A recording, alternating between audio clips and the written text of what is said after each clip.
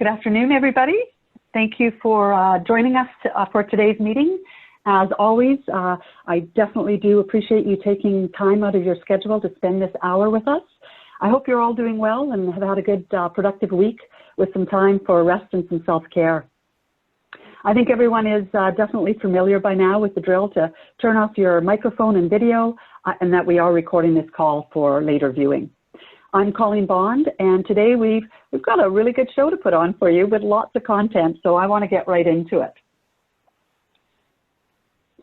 This week is Economic Development Week, and the week was created by the International Economic Development Council in 2016, and the purpose was to increase the awareness of what economic development does, sort of, what type of programs do we create and use, what do we do with regards to workforce development, what are the community opportunities, and how we work towards, really improving that quality of life for the folks in our own communities.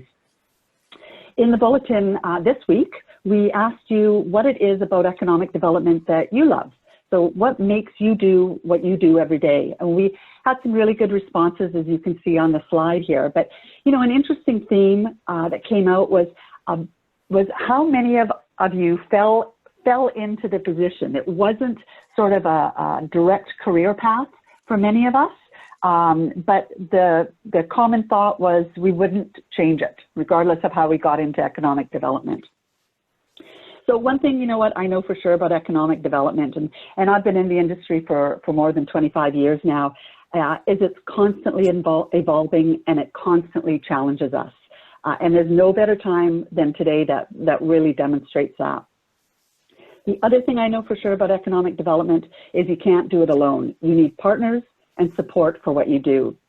So this is at the local level for sure, but also beyond, the provincial partners, federal partners, and those international partners.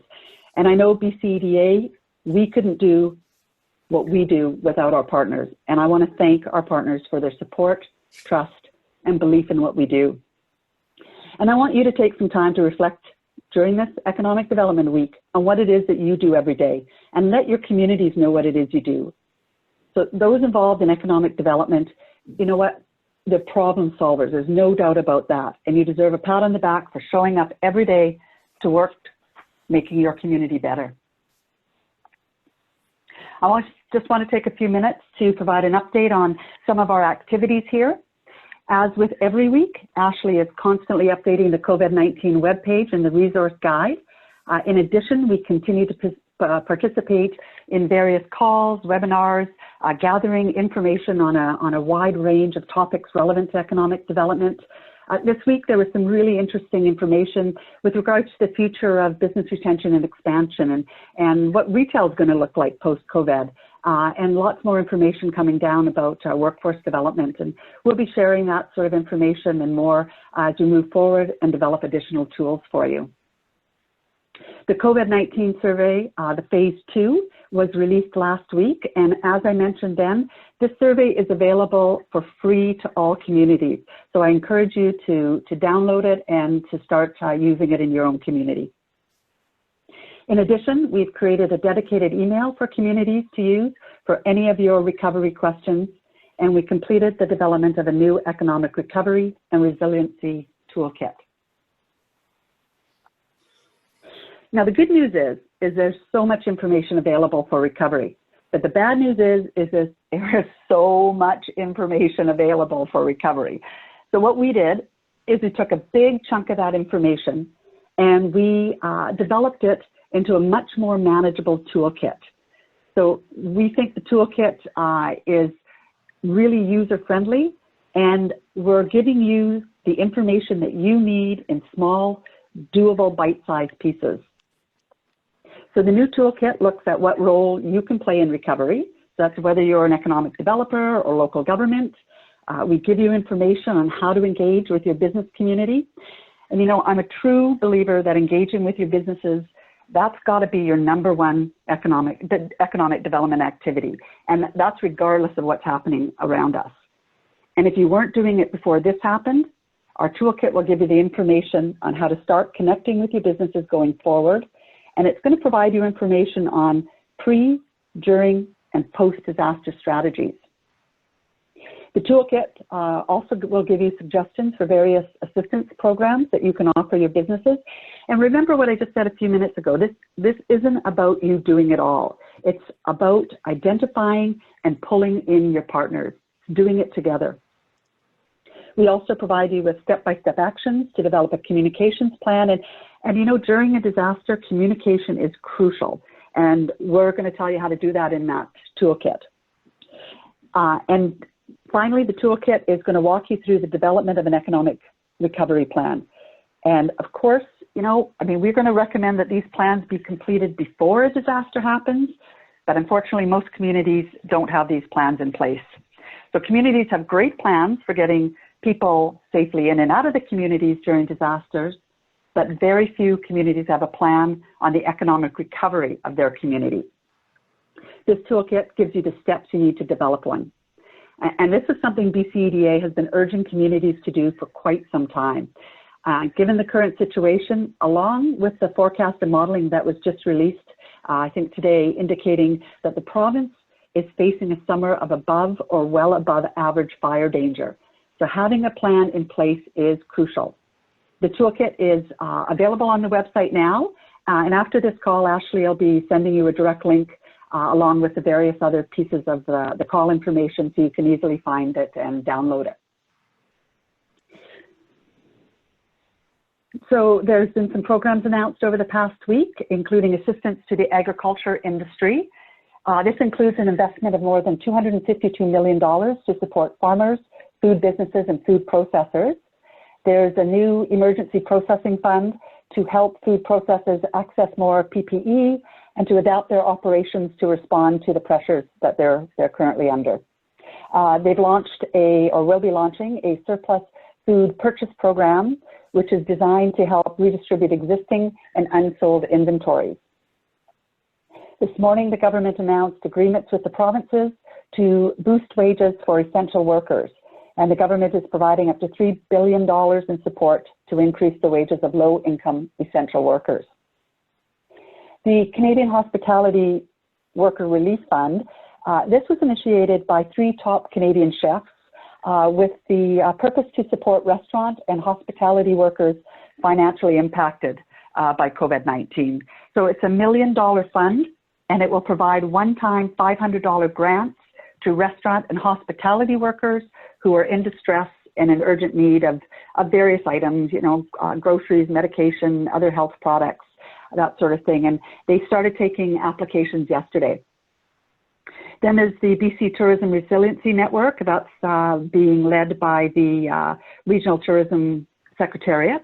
And each program is going to be delivered in their respective regions. So for instance, if you are in the north, Northern BC Tourism Association will deliver the program for you there. The program provides BC tourism businesses with one-on-one support to help navigate the impact of COVID-19 and to work towards recovery. So your tourism businesses do need to register online, but it's a pretty simple, straightforward process for them to do that. And last but definitely not least, our province released their reopening plan yesterday. So this is a 4-phase restart, of which we are currently in phase 1. Phase 2 will begin in mid-May and includes opening more non-essential businesses. And as your businesses look to reopen, they are required to review the new health and safety guidelines and to adapt them into safe plans for their workplace. So WorkSafe BC will have this information along with templates and other resources. WorkSafe BC is going to be working with industry associations to ensure the requirements are met. So, you know, the individual businesses themselves do not have to have their plan approved by WorkSafe BC, but they may be asked for it, right? Anyways, our website has the restart plan along with the provincial health officer's checklist. And the checklist outlines the key steps for businesses to open safely. This week, we have one presenter, and before I introduce Steven, I want to remind everyone that there's the chat box, and please use that to ask any questions. You can ask it to the group as a whole or send them individually to either Ashley or myself, and we'll try to answer as many of those questions as we can in the time provided. So, you know what, I'm really happy Steven agreed to participate in today's call. I heard him speak a month or so ago, and after his presentation, I wanted to have him present to our group with the information he had there and a little bit more as well. So when I reached out, he accepted without hesitation, and I really appreciate his involvement here today. So Steven has a vast amount of economic development experience and works with real estate developers to build more inclusive and creative communities. He's a director of New York University Schack Institute of Real Estate Urban Lab, a clinical professor at the university. He's a founding vice president of business attraction and research for Greater Portland Inc. It's a regional economic development organization. So he's got lots of experience and lots of expertise to help communities with their economic development goals and in their recovery efforts. And that's what we're going to be focusing on today. So I'm going to give you, Steven, the control of the screen so that you can, just got to find you here, there you are, so that you can take it away. Great. Well, thank you all for having me. I'm going to turn on my camera where you all can see me. I always find that listening to these presentations is sometimes nice to actually hear the presentation and see the presenter. If I can get the thing to turn on, just one moment.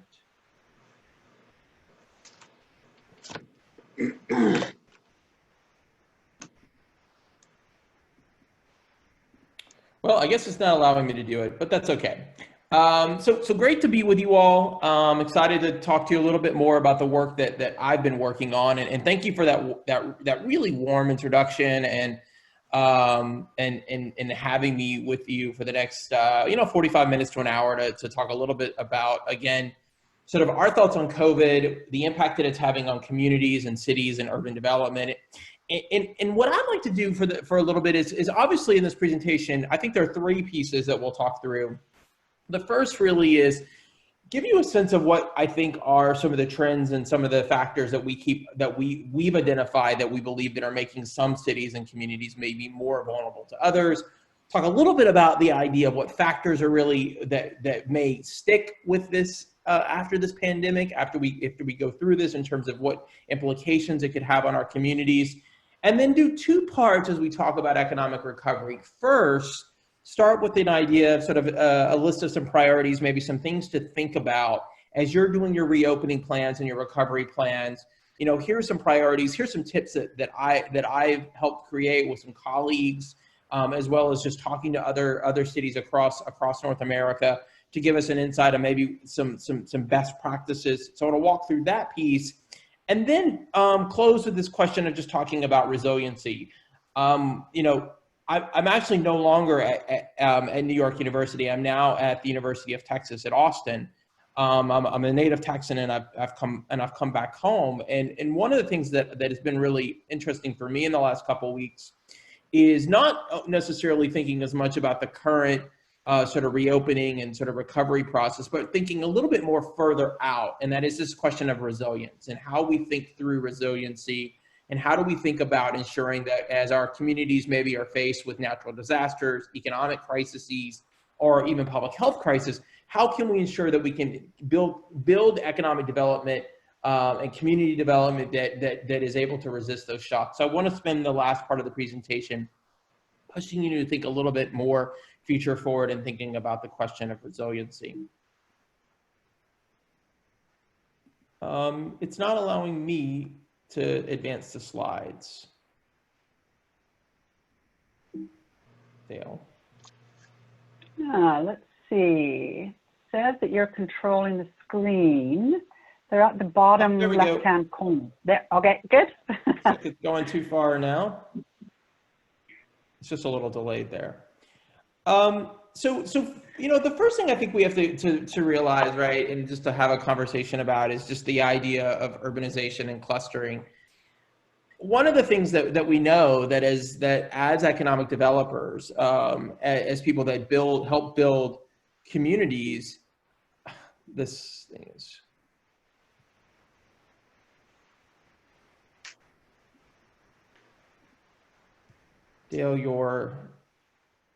Dale, if you could just control the slides for me, and I'll tell you when to advance on that. That'll probably be best.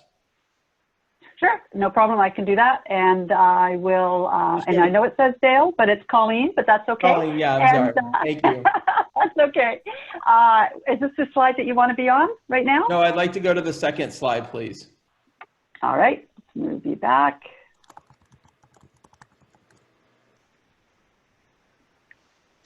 Oh, perfect. That's a great slide. That's a perfect slide right there. Okay, all right.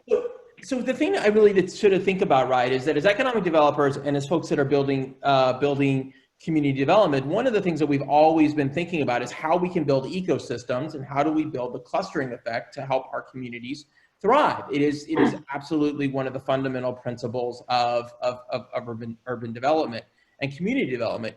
The challenging thing with that is the same thing that drives economic development and drives economic prosperity has also made us a bit vulnerable to the idea of the pandemic. And so, but there's some great history to be looked at in terms of how our communities will overcome this, how our communities will come back, sort of look on the other side of this. And if you look at the history of the Spanish flu of 1919, or even looking at the London choleric epidemic, one of the things that we know in terms of looking at the history of those is that those communities and cities and places that lived through that really pushed through that on the other side actually came out much more stronger on the other side. In fact, there's a great historical look at the economies of New York and London and Pittsburgh that showed that, in fact, after the epidemic, what actually happened in those communities is those communities did a much better job of building stronger economic development ecosystems and stronger business development clusters to push growth forward. So while it is a challenge now, one of the things I think that we have to keep through this is that this presents as a real opportune time to think about how our cities and our communities will grow and survive and be much stronger on the other side. You can go to the next slide. So, I think there are definite divides as we think this through. I think that it's interesting that like lots of provinces, you have a very strong commerce center in Vancouver, a very cosmopolitan, metropolitan city, a global city. And many of our global cities that are dense are really taking this on the chin right now in terms of density, in terms of the impact. And so, it will take Vancouver some time, but Vancouver, in terms of being able to redevelop and reimagine its business and main streets and clusters, will recover. On the flip side of that, I do think that there are opportunities with smaller communities, Salmon Arm, Prince George, others throughout the province that I know well because we've done work in those communities helping to think through strategy. Those communities that have really been places that have invested in quality of place, they too are really set at an opportune time to take advantage of this, given the rise of remote technology, given the rise that some folks will want to think about maybe taking a break from more denser communities. And so, I think there is opportunity that this pandemic presents for communities of all sizes for sure. And one of the other opportunities out of this is that we may see a little bit of an affordability break and the affordability crisis that some of our major urban centers are seeing as well. And that really being tied to that quote unquote winner take all urbanism. Go to the next slide, please. So the thing to think about, and I was chatting with a wonderful reporter from Veja today, which is the major newspaper in Brazil and in Sao Paulo, when we were talking about this idea of what's really driving COVID and what's the impact that COVID is going to have on equity and inequality in our communities. And a lot of folks have said, well, you know what, maybe this idea of the pandemic is really attracted to density, that density is a big driver here. I actually think that the story here is a bit more nuanced, and that is that density does play a role in the fact that looking at the communities that are more impacted. But the other piece here to think through is the impact of the type of work that individuals do, how communities are responding. And so as we think this through, the pandemic is really, in a sense, setting us up to think about how the divides in our community will be impacted and really highlighted perhaps throughout this. And so, many of us that are sort of white-collar workers or professional workers, we've had an opportunity to work remotely and be isolated and use delivery for food services and things to that affair, where many of our service-based workers are absolutely on the front line. They're using transit. They're perhaps putting themselves at risk in terms of doing some of the work that they're doing. So, you know, this crisis of work, the divide that we see playing out in our industries, in our occupations, and these are being absolutely attenuated here by this divide as well. Go to the next slide. So in addition to this question of density, and then really the question of sort of affluent density, maybe as well as density that is not as affluent, you know, there are other factors that are playing out to this. You know, how health and fitness is something that has played a role. In fact, if you look at centers that have turned out to be a bit more healthy and have been investing in public wellness for a while, has been able have really not seen the impact of the virus as a health perspective as some places. You know, childless cities. Yes, both Seattle and San Francisco were some of the first places to be hit by this. But what's been interesting is that cities that don't have lots of children in them, for instance, have, and in fact, been able to recover and pull down their cases of the virus down in a much interesting way. There's terrific work from the University of Washington that's looked at that.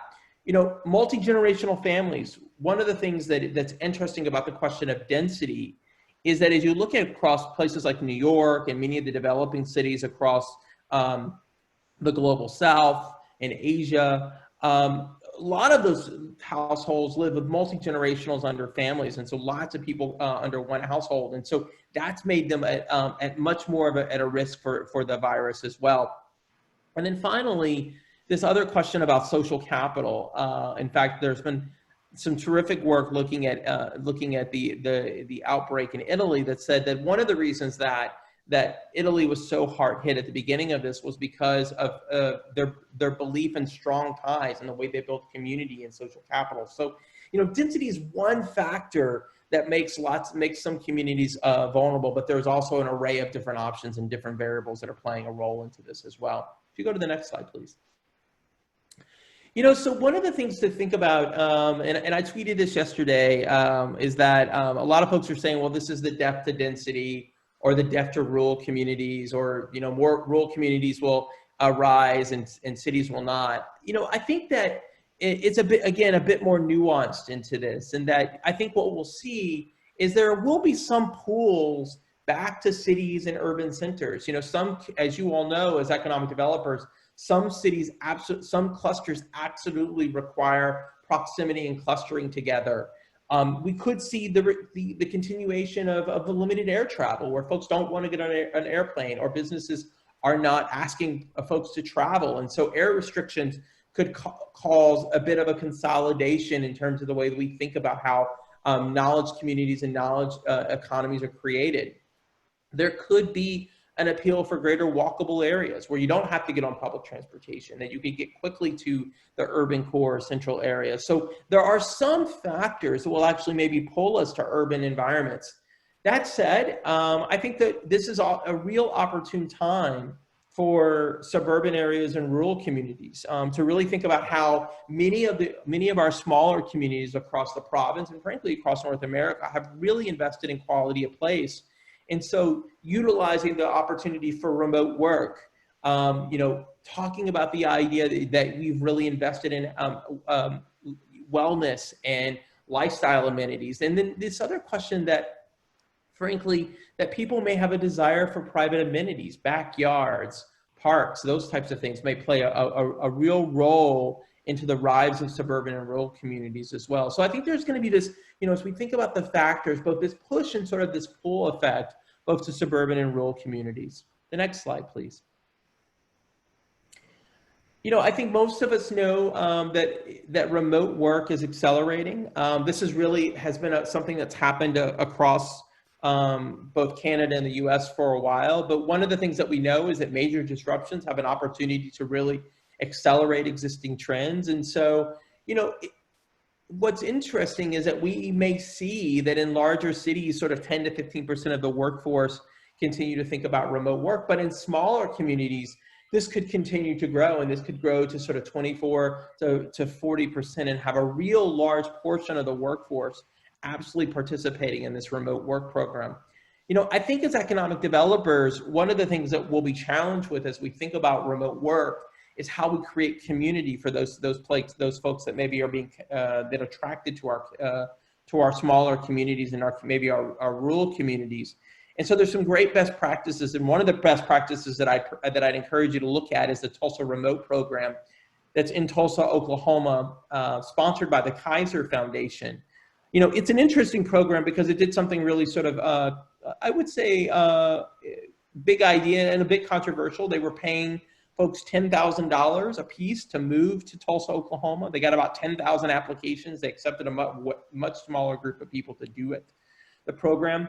But what was interesting about the program from a best practices standpoint is how they really went all in on creating a sense of community and networking for those folks that are now remote working there. And so I would encourage you to think through and take a look at that program as a best practice for someone that we could look to in terms of offering a sense of expertise around this area. The next slide, please. So how do we prepare for recovery and think about it now? I think that's the question that a lot of us are thinking through and working through with our staffs and with our elected officials and business community. Next slide, please. So, I think the one thing to think through about this is that pandemics come in waves. The next 12 to 18 months is something that we're going to have to get used to in terms of what that new normal is. Depending on how quickly, a vaccine is developed, or how quickly antivirals are developed, or how quickly herd immunity is developed, depending on what the approach is for your particular country. There is some of these trends will stick and others will go away. I think that, so it will be incumbent upon us sort of as economic developers to really sort of follow this practice to see which of these trends and developments in our community are sticking and which ones are kind of melting away as this thing moves forward. Next slide, please. So I would think about this in sort of three phases. If I'm thinking about the recovery, I think obviously the province that you're in has 4 phases. We sort of have just tightened it up into sort of 3 sort of quick phases to think through. One is this sort of initial reopening, and this is lower risk populations and activities. I'm here in Austin, Texas, and this is really kind of the phase that we're in here now, where the governor has been doing programs where we're allowing sort of 50% of our businesses to have 50% capacity, or starting to allow retail to open up in terms of some curbside retail. So different types of smaller risk activities to start to test the water, so to speak. But in a few weeks, our state will actually do a broader reopening. And that will be things that maybe were a little bit more higher risk. For instance, going to the gym, getting a haircut, going to get your nails done, those types of facilities.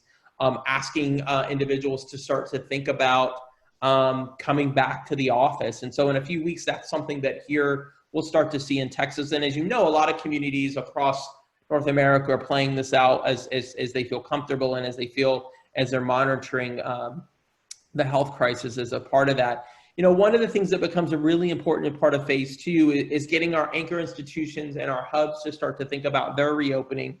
As someone that's at a university, this is very much at the top of our university's agenda about how we reopen or potentially reopening in the fall, and starting to develop contingency plans for, are we all on campus in the fall, or are we online and half campus, or are we all just online? And so starting to push our anchor institutions, our larger industries, our larger businesses to start to think about their recovery and their reopening will be a piece of this as well. And then finally, thinking about the longer term resiliency, as I mentioned before, being a key piece to this. The next slide, please. So, 4 dimensions of this, and I would probably add a 5th now, would be the idea of tracing and testing being a big key component of this. But, things that we can sort of help our businesses and our local folks that are participating, our local businesses and our entrepreneurs think through. Ensuring that there's the personal protective equipment, thinking about how maybe we have to implement screening and temperature checks, starting to think about how we help them design for social distancing. And lots of places are getting very creative in that, from parklets to moving tables outside and parking lots, lots of ideas to think about how we can get our main streets open again. And then, thinking about personal service provisions. And what I mean by that is, and this has been happening throughout the process, is that a lot of our enterprises are now turning to technology-enabled products, delivery services, being really creative about how they're personalizing their services. And so it's incumbent upon us, as economic developers, to help our businesses sort of think through these core provisions as we move through the reopening process. Next slide, please. So what I'd like to do now is give you a sense of some things that that are sort of key principles that maybe as you're working through your recovery and resiliency planning to think through. The first thing that I would push us to think through is really assessing clusters for risk and expansion. There's much talk about the saving of small businesses, and there's a lot of talk about businesses that are feeling the brunt of this COVID of the pandemic. But one of the things that I would encourage you also to think about really is also this idea of what opportunities are there for expansion. I think that one of the things that site selectors have been suggesting with the ones that we've been talking with and consulting with is that we may see some supply chains come closer to home. We may see supply chains with particular industries be geographically consolidated. And so there may be opportunities for expansion. Many of the sectors that drive our local economies, health sciences, trade and logistics, transportation, warehousing, e-commerce, those are all sectors that are growing really, really fast right now, technology-enabled customer service type products. And so one of the things I'd encourage you to do is as you think about your economic development recovery, is that yes, you want to help the businesses that are experiencing some challenges now, but let's also be forward thinking. Let's also think about what are those sectors, what are those clusters that really present us this opportunity for expansion. I think that's really, really important in terms of in planning sort of a resiliency plan that becomes sort of future looking. Next slide, please. To do that, one of the things that I've been encouraging all of my clients to do, and then if we do economic development planning for you at Resonance or as we work with our clients, there's always a real emphasis put on business retention and expansion, and that being done through a very deliberate visitation planning process. And so one of the things I'd encourage you to do is that, it just as was mentioned earlier, is this is a wonderful opportune time to be connecting with your business community and those that your cluster leads, developing a real systematic approach to capturing to managing your visitation process, virtual outreach, doing some surveying, and then not just, doing that work is really important because yes, it builds relationship. Yes, it allows you to identify pain points, but I'd also encourage you to go back over time. Maybe it's 4 weeks, maybe it's 6 weeks, to look at some of the data that you collect out of that process and use that really to help you think about how you look at assessing the clusters that are there that are challenged, but also ones that are for expansion. So, as mentioned earlier, this is really central to who we are as economic developers. And so it's something that to really, really double down on and really develop a really systematic approach to if you haven't done that as part of your planning process. Next slide, please. One of the things that is really an emerging part of economic development and something that as someone that's at a university and has really been at particularly I was at an urban university at New York University for a long time, but advised several universities in the US and major healthcare institutions about this. One of the most exciting things about me, I think, in the economic development practice is that we're now looking and building really strong partnerships with anchor institutions. And many of our anchor institutions for a long time just sort of saw themselves as places that commercialized research and did technology transfer and were real great centers of innovation. But there is a real, I think, growing desire among universities of all sorts, not just the tier 1 institutions, but our community colleges, our local regional universities, our local healthcare institutions, to really play a role in the role that they are in terms of economic development. So this opportunity as a crisis has really given us an opportunity to think about how we engage with our local institutions, to think about maybe local purchasing or local employment processes or goals. And there's a lot of best practices that are being created at this. And if you're not sort of thinking this about this as a key element of your economic development strategy, even for smaller communities. This is something I would encourage you to really give some thought to as you look to thinking about not just recovery, but resiliency going forward in the future. The fourth point, please. You know, this has been said, and is that we have to ensure that Main Street businesses survive. And in fact, next week, we at Resonance are doing a whole session on Main Street businesses, and we'll make sure that you all get the registration material for that. And because we've given a lot of thought to reimagining what a Main Street commercial district looks like. What's the role of a commercial bid district? You know, what's the role of destination marketers? But you know, one of the things that I think that is imperative for us to think about is that small businesses are really the soul of our communities. They're the reason that a lot of times that we live in communities. You know, and yes, small retail businesses and food establishments employ about 23 million people, both in the United States and in Canada. But more importantly for that, they've become real drivers to creating that quality of place that we know as economic developers are really central to creating quality of place and creating that place where people want to live, work, and grow their enterprises. And so, yes, we have to think about small businesses, but we have to do, you know, it's not just big, and it's not just about the idea of financial services and grants and those types of things. And all of that is really important. And frankly, you all in Canada have been much more effective about that than we have been here in the US.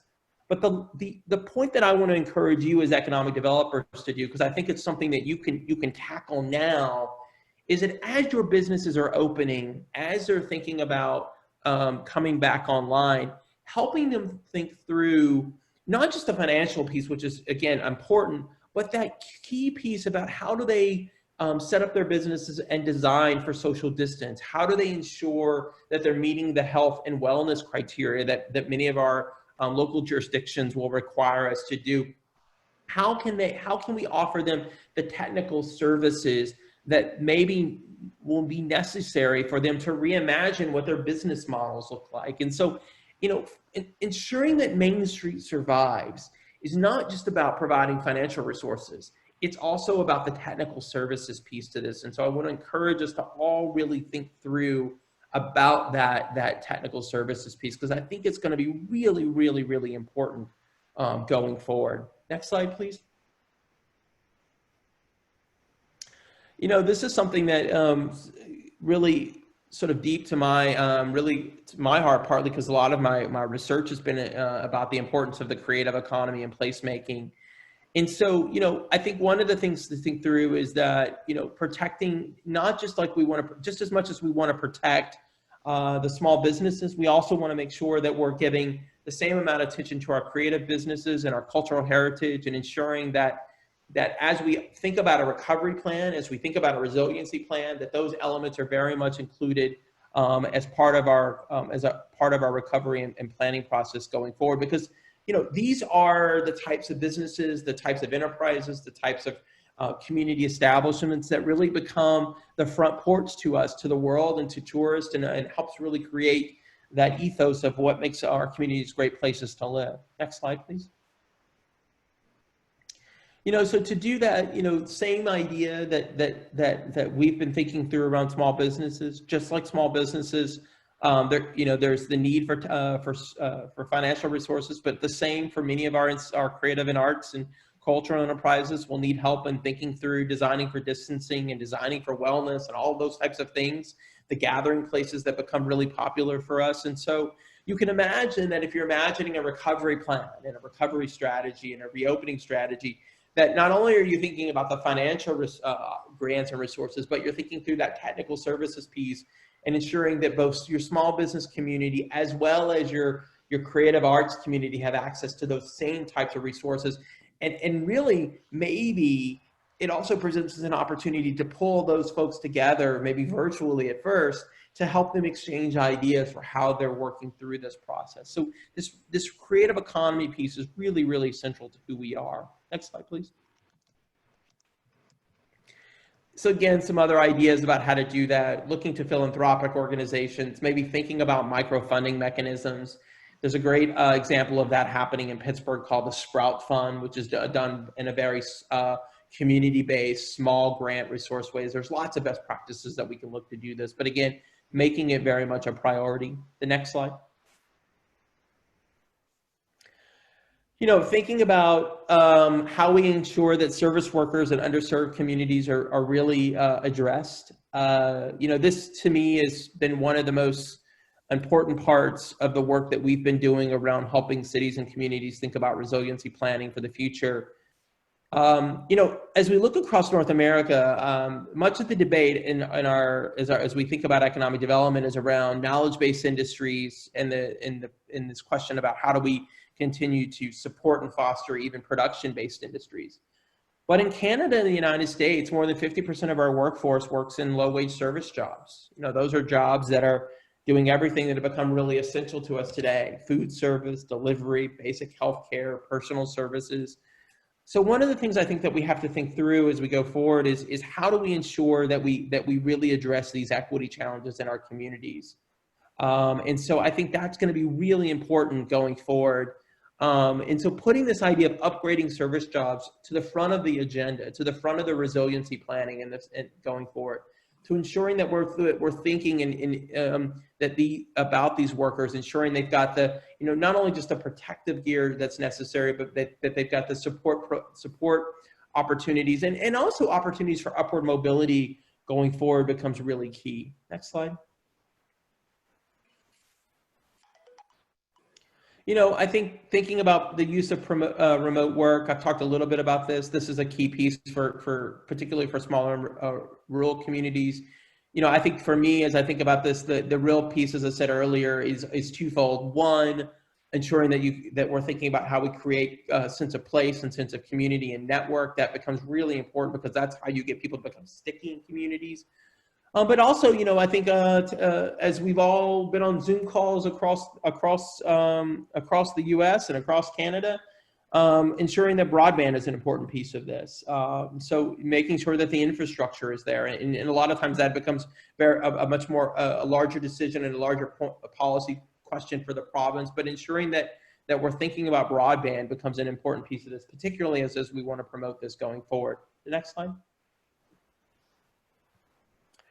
Modifying our airports, our civic assets, public space. You know, this will be a time where we think about what it means to pedestrianize some of our downtowns. There's great examples of this all over the world now, from New York to Bogota to smaller communities that are closing streets and closing downtowns to ensure that people have an opportunity to get out and be active and to really have an opportunity to get out of being inside. And so this becomes a really important point as we think about the design of public space going forward and what the future of public space looks like. So this is something that I think that as we go forward from a resiliency standpoint, going back and examining that becomes a key piece. You know, a lot of communities are creating smart communication strategies around health and wellness, encouraging people to think about being responsible when they're in using public amenities, thinking about communicating the messages about how the city government or the bid district or local community is implementing health and wellness plans and policies to encourage the public to understand that that we're being safe about this. All of this becomes really important for us to think about our public space on a go-forward basis, for sure. Next slide. So those are some ideas, I think, as both in this, maybe in the short term and in the long term. But as we think about the reopening, you know, I'd like us to push a little bit and think about this question of resiliency. I think for us as economic developers, we're obviously on the front lines of this. And yes, we are working with our city officials, you know, health and elected officials to get our communities reopened.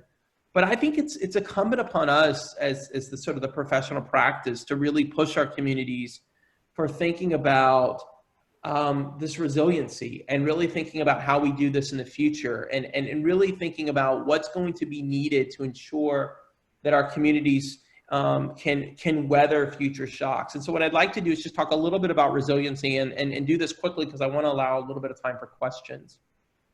Next slide. So, high growth economies have always been the fundamentals of economic development, right? That's something that we want. It's been why we think about technologies. It's why we think about FDI. It is the bread and butter of who we are as communities.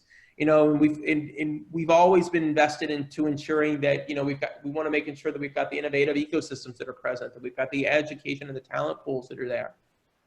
So that's one key element of resiliency is ensuring that we're building high growth economies. In addition to that, we also have to think about the resiliency piece of that as well, or the threats to that. So go to the next slide, please.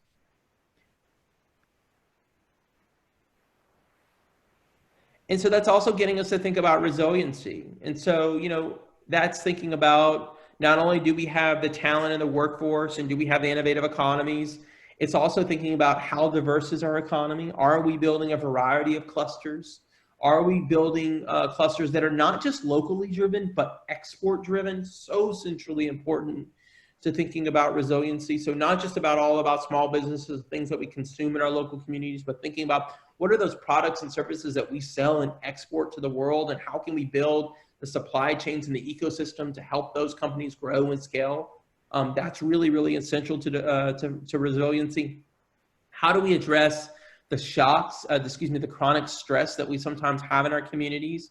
Those are questions of poverty and questions of affordability that are becoming much more apparent in our communities as we go forward. Next slide, please. So the question, the thing that the sweet spot for us really is really thinking about how we create strong economic growth, but also how we bake in that resiliency piece to this. Because one of the things that we know is that if you have a high growth economy and strong resiliency, we know that the recovery period for communities can be smaller and can be shorter. And in fact, one of the things that every consulting group from McKinsey to the Brookings Institution to MZ, many of the names that we know have looked at, has been doing several reports looking at the resiliency of communities. And one of the things that becomes apparent in any of those reports that you pick up is that the places that are more resilient, that will see the fastest recovery, are those that are high growth, that are driven by exports, that are multifaceted in terms of their industries, and that have started to address some of the equity issues. So thinking about this resiliency piece is a really important piece of our framework as we go forward. Next slide, please.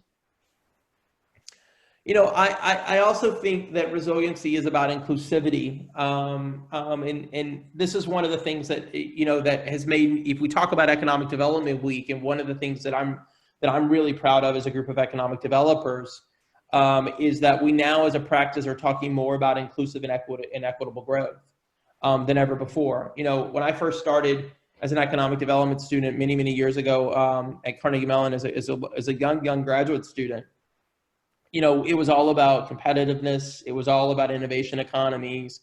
It was not about understanding the social equity challenges that come along with that. But I think our practice has taken a real leap forward in thinking about inclusivity and why that's important to building communities that are prosperous for everybody going forward. And so, I actually, believe that the places that are thinking about inclusivity, that are thinking about this idea of prosperity going forward, will have a much greater growth trajectory going forward. And so that becomes another sort of key factor as we think this through together.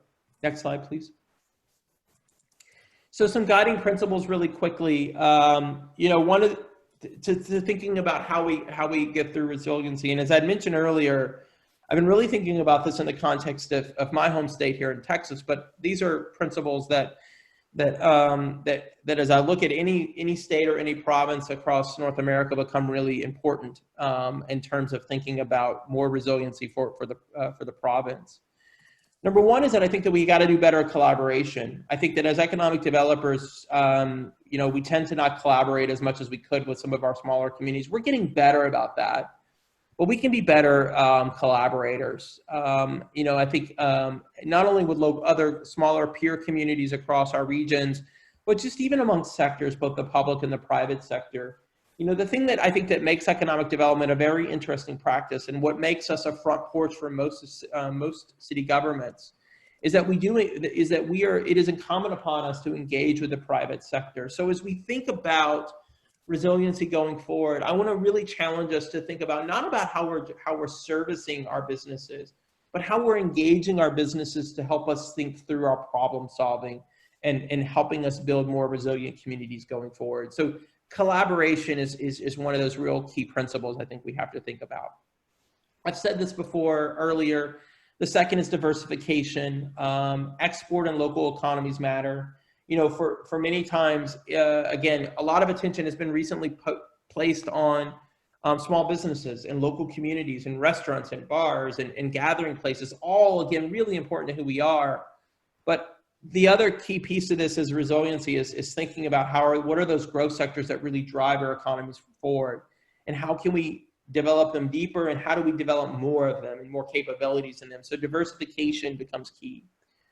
You know, healthcare, I think what we've learned in this, and this is probably more so for the states than Canada, because you all tend to do a better job in this than we do. But you know, it's become quite apparent that healthcare and public health are both economic development together. And so we can think about healthcare and ensuring that we're providing great regional healthcare, that we're providing pathways for folks to participate in the economy, as on-ramp opportunities, that healthcare becomes a really important part of the economic development story.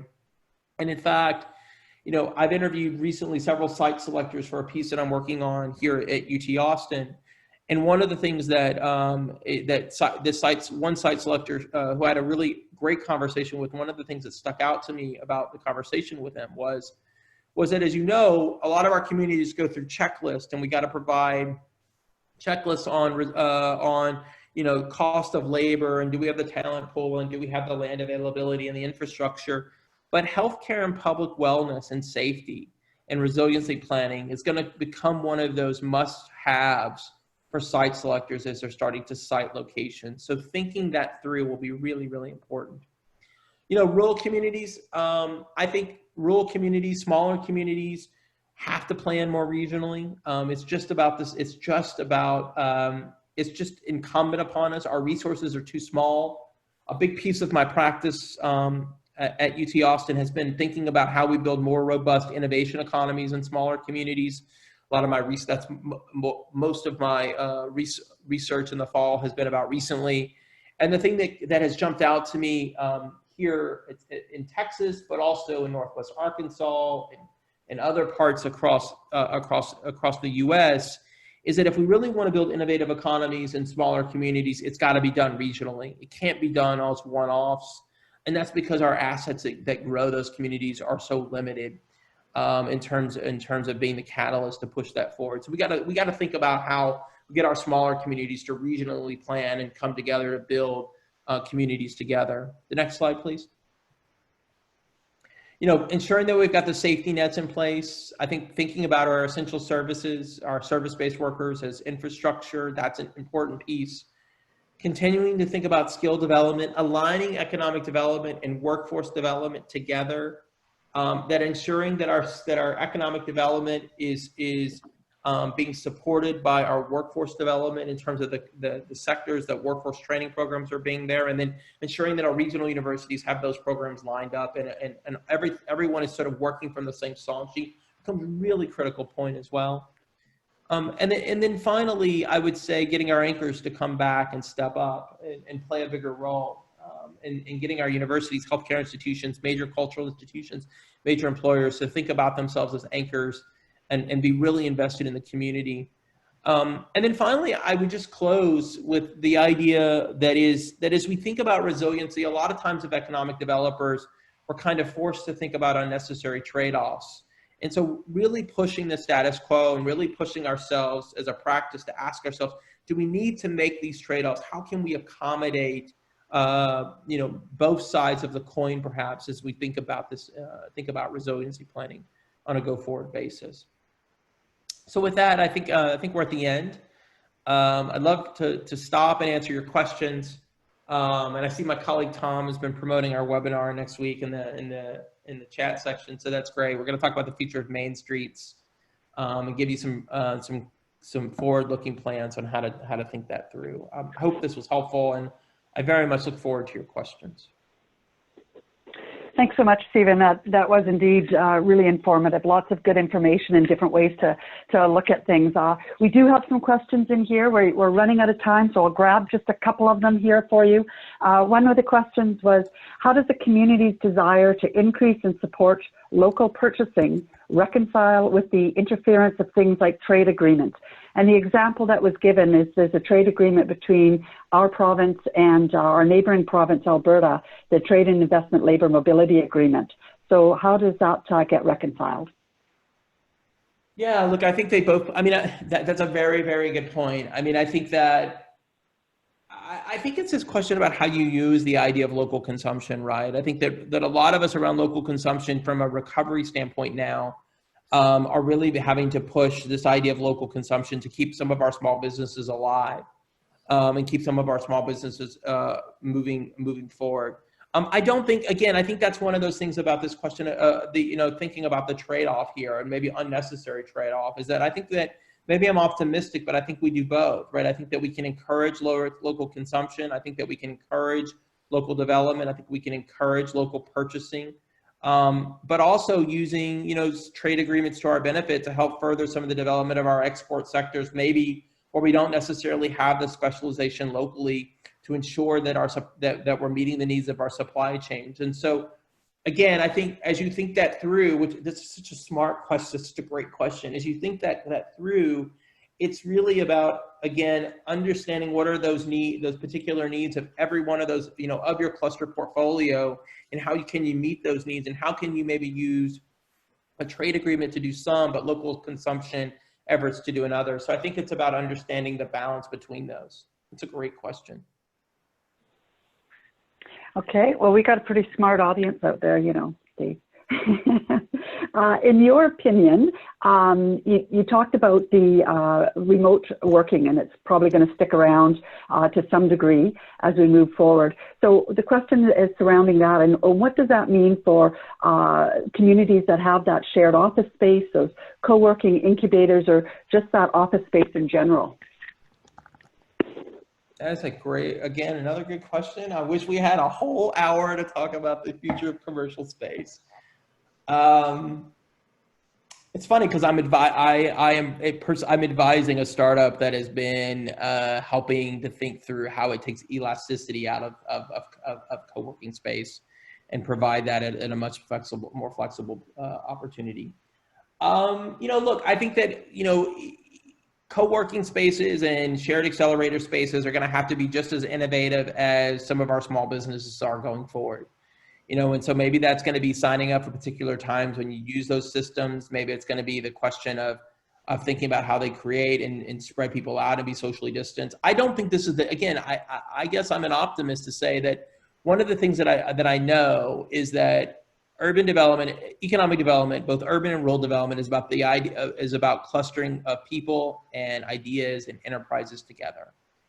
And so we as a practice have built both the facilities to do that, but also the networks to do that through support programs and accelerators and those things. Those programs will not go away. They will still be extremely important as we move through this pandemic, as we move through the resiliency piece of this pandemic. Now, they may be slower to come back online because of the challenges that come with bringing people together. But I would encourage you to not give up on those accelerator programs, to not give up on those incubator programs that we've all invested in and that have become really critical components of our economic development strategies. On the commercial real estate standpoint, it's going to be quite interesting. I mean, I think it's going to be interesting to think about, are there interventions in the space and innovations in the space that allow maybe people that have large commercial leases to, maybe sublease pieces of that out to smaller companies? Is it going to be an opportune time for smaller companies that maybe couldn't afford large commercial leases to get some better and decent more space? I think it's in my mind right now, as I said before earlier, there are trends that are happening, and now we're socially distanced, but that's not going to stick around forever. And so, as we go through this and evaluate this, is that there are trends that will stick and there are trends that will go away. And the thing that I think that we have to all take great heart in is that the thing that's become really important for our practice about pulling people together, enterprises, people, creating community, that's going to be just as important on the other side of this. And so let's not give up on all of those things. Those are still key elements of strategy going forward, I think. Okay, and we are over time, but I'll just ask this one final question, although there were a few other ones here. But, a couple of people were asking what, as local governments, what is economic development, what are the priorities that they can do, like, immediately, right now? What is that first thing and that second thing that they need to do and do right away? Well, I think a couple of things, right? One is to, on a communication standpoint, communicating to your public, making sure that your public feels safe and aware and all that types of things and up to date with information. I think that during a time like this, local government cannot over communicate. So I would say that would be the one. I think on the small business side of things, I think that yes, you got to do financial service, but I want you to really push and be smart about ensuring that you're doing the wraparound services that are important for that. Because if you're going to make all the investment in grants and resources, you want to make sure that you're spending those dollars wisely. And so make sure that those technical services are happening. So that would be two. And then the third thing I would say is that is just start thinking about the future now. Start thinking about what do we look like on the other side of this? Because other communities, your peers, your competitors, however you want to sort of think about them, many of those places are already thinking about resiliency planning. And so I think it's important not to be left behind in this, and that you're doing that now. So those would be my thoughts on that. So it's, communicating, technical services for sure, the key piece that we haven't heard much about in terms of for small businesses, and then thinking about resiliency planning now, not later. Thanks so much, Stephen. That was really good information, and we really appreciate you spending the hour with us and taking time to chat with us. So to everyone else, thank you so much for joining us today. If you'd like to get in touch with us, please do so. We are totally happy to continue this conversation on in any way. So please look after yourselves, be safe, and take care. Thanks again.